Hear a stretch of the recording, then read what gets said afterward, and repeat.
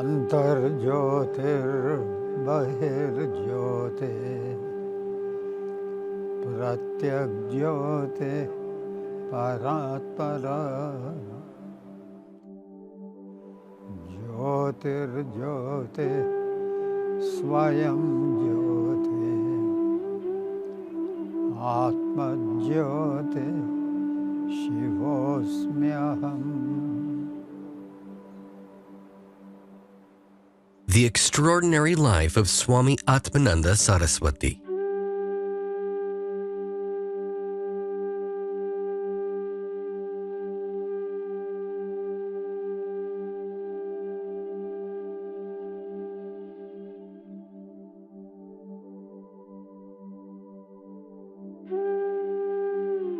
God is sunlight.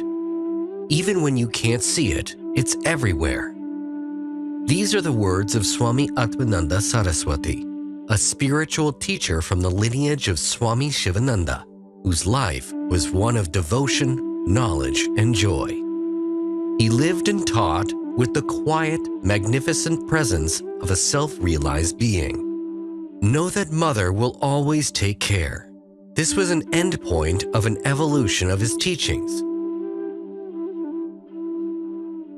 Swami Atmananda's life revolved around the Divine Mother and how to communicate an understanding of her to all so that one could come to know her as the Self, our true essence, in this very lifetime, so we could live in this awareness and bliss.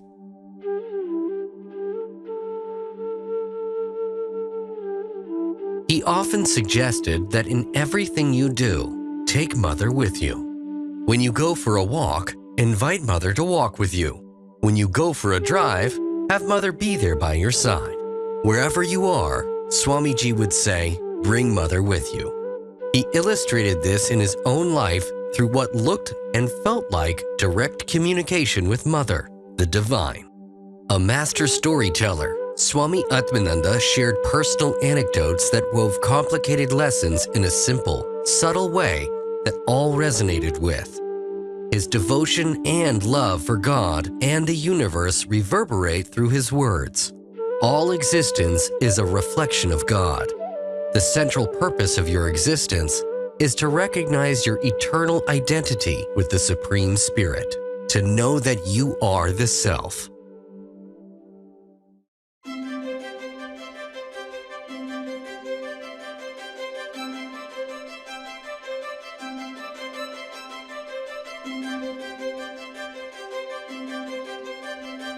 The journey of Swami Atmananda Saraswati began in the southern Indian state of Karnataka, where he was born as Srivatsa, the youngest of 5 siblings.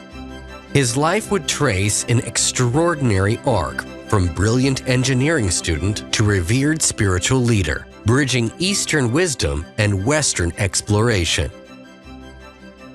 In 1959, during his final year at Bangalore Engineering College, a pivotal moment arrived. At the All India Divine Life Conference awakened something profound in the young Srivatsa. His encounter with Swami Shivananda sparked a transformation that would redirect the course of his life. Despite his professors' and family's urgent pleas for him to focus on his upcoming exams, Srivatsa's mind had already turned towards spiritual pursuits.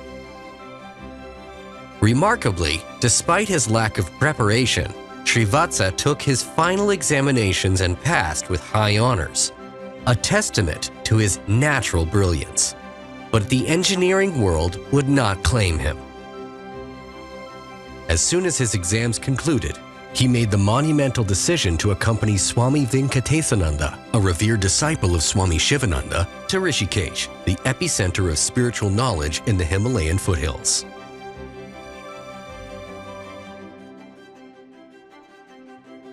At the Shivananda ashram, the young seeker Srivatsa immersed himself in sadhana and Vedantic scriptures. His dedication and spiritual aptitude were apparent to all. In 1961, at the age of merely 20, Srivatsa received initiation into the ancient sannyasa order, taking the name that would define the rest of his life, Swami Atmananda Saraswati, the bliss of the Supreme Self.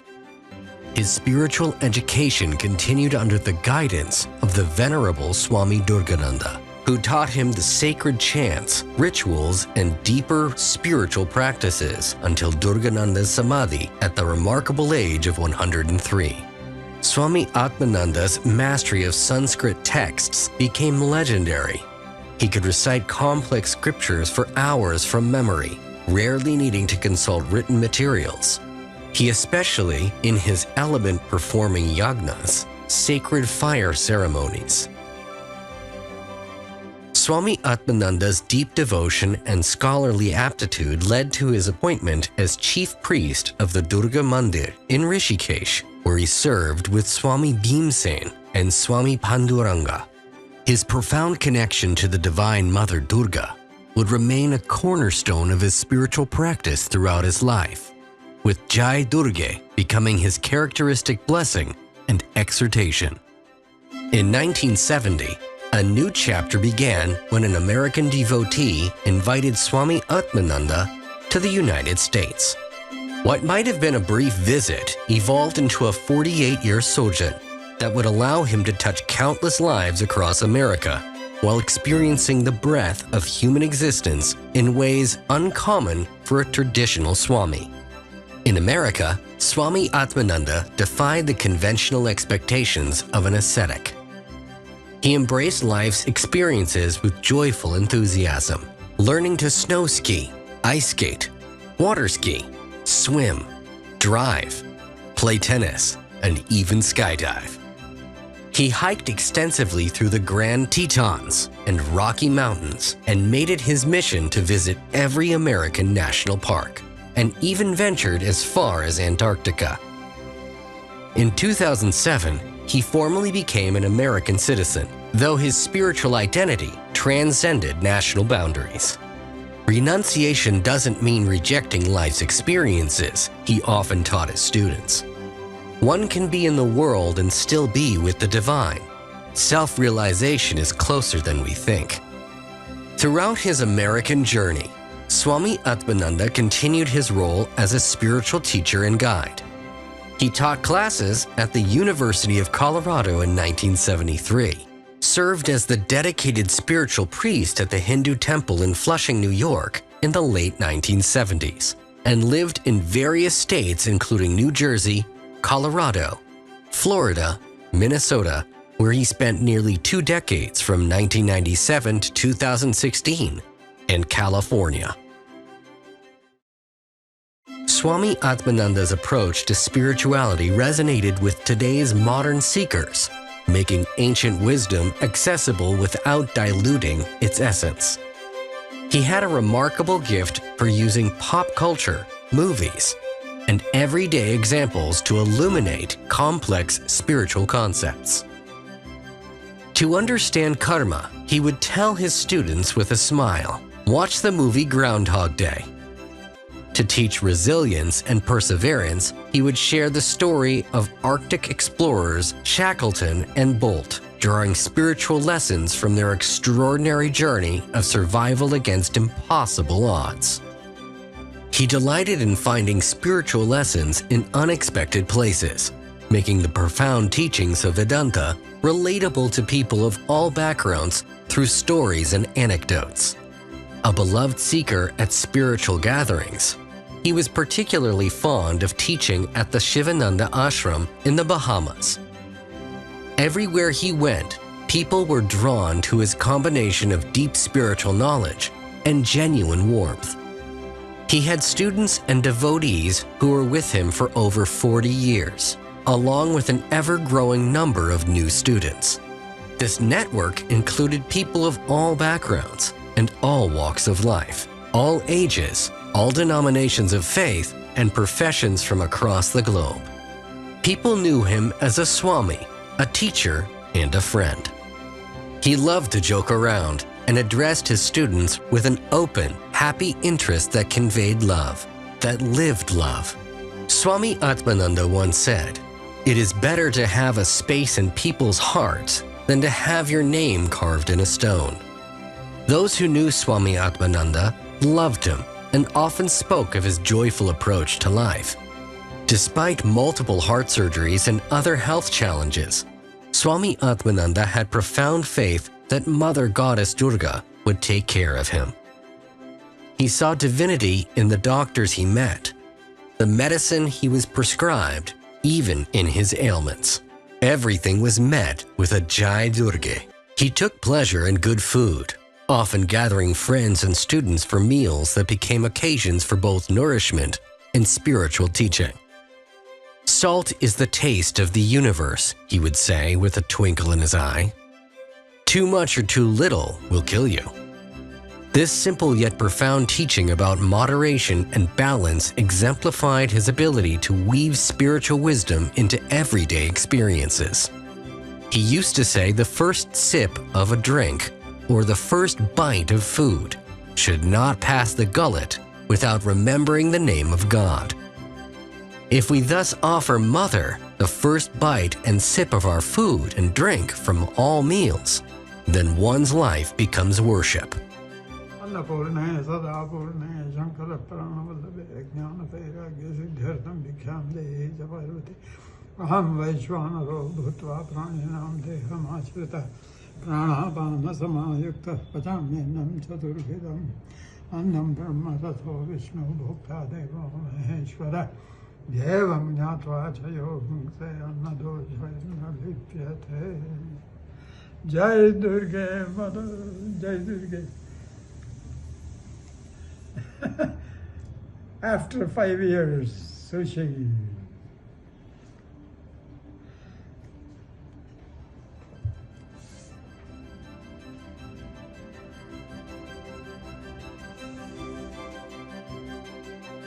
Those in Swami Atmananda's presence will likely recall how his ears moved when he talked, his twinkly smile from ear to ear, and his laugh, which echoed an inner joy and the loving, non-judgmental presence of Mother, the Self, the Supreme.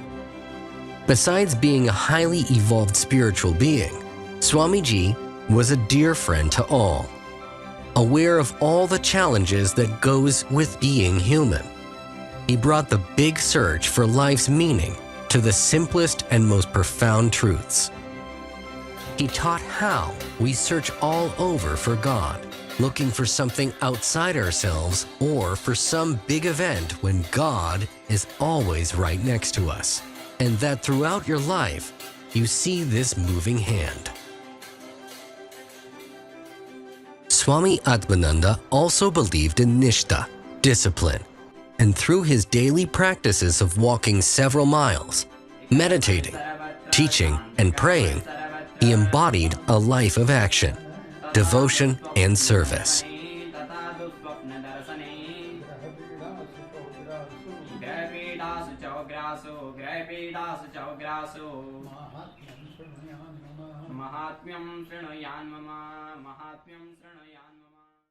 In 2018, at the age of 77, Swami Atmananda returned to India, making his home at the Shivananda Seva Samadhi Ashram in Uttarkashi, in the company of his dear Gurubai, Swami Atmananda Saraswati.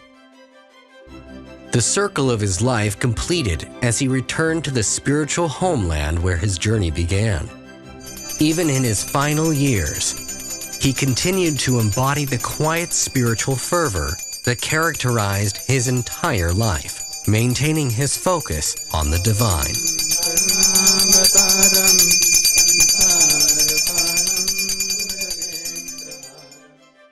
Swami Atmananda Saraswati's legacy lies not only in his scholarly contributions to Vedantic understanding, but in his living demonstration that spiritual depth and joyful engagement with the world need not be opposing forces.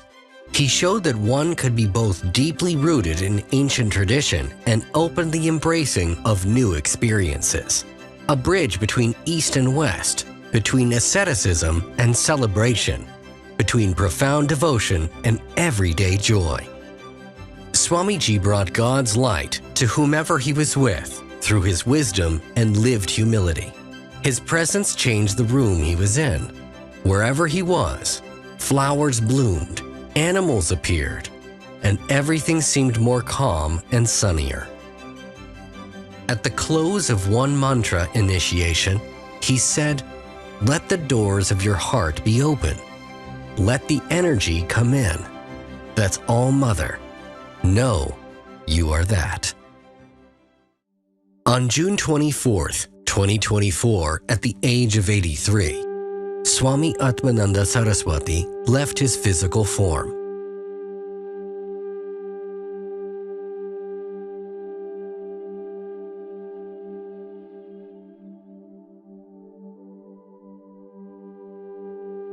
But his influence continues to resonate through the countless lives he touched.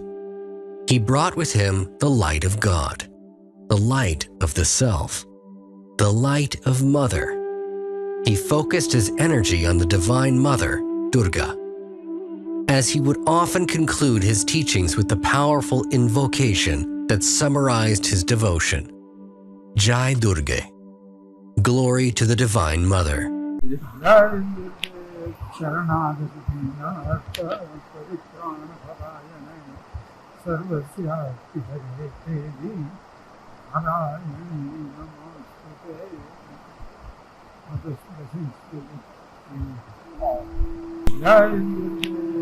When you are standing on the edge that is the hardest, right between heaven and hell, birth or death, you never know what side of the line you will end up on. The trouble is that we imagine that there really is a line, a good and a bad, salvation on one side, doom and destruction on the other.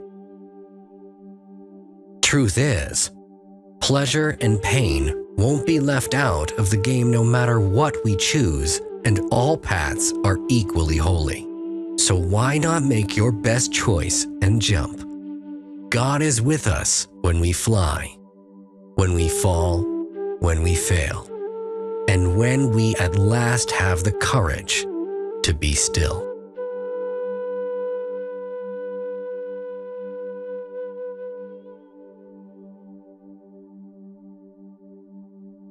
रुकना तेरा धर्म नहीं है, रुकना तेरा धर्म नहीं है, चलना तेरा काम।